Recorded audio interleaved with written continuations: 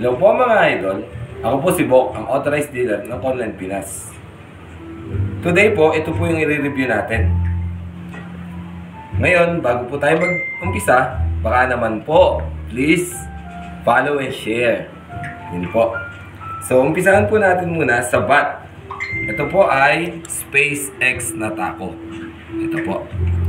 So, yung SpaceX po is naka-decals, then wala po siyang grip. Ito po. Then naka-radial pin po. Yan po, maganda po ito. Masusuksok nyo sa iba't ibang shaft. Basta radial po. Adjustable weight bolt po. Ito po yung weight bolt nya na tinatanggal lang po natin ng allen. Ang ano lang po rito sa bat is hindi siya extension ready. Nakaganto lang po ito. Ang pwede nyo lang pong gamitin dito is yung telescopic, mga idol. Ito lang pwede nyo gamitin.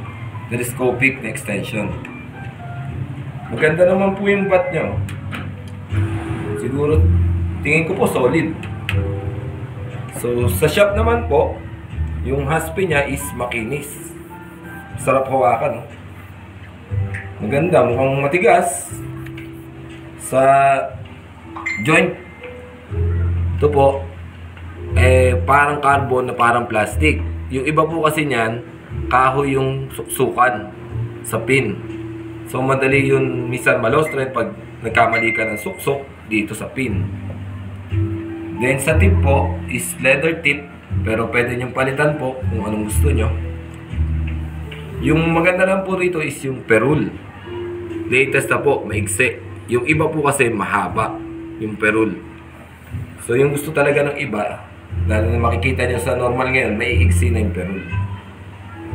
Maganda po siya. So, yung pangit lang po sa kanya is, siguro, hindi ko gusto yung extension. Wala siyang extension. Tsaka pag binili nyo po, wala po siyang joint protector.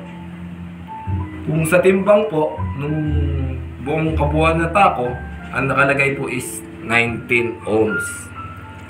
19 ohms po. So, ngayon po, titimbangin natin sa ohms. Lalagay natin sila lahat.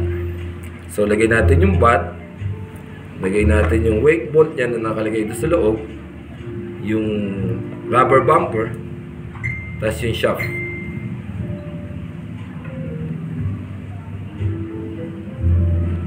So, teka lang. Magalaw.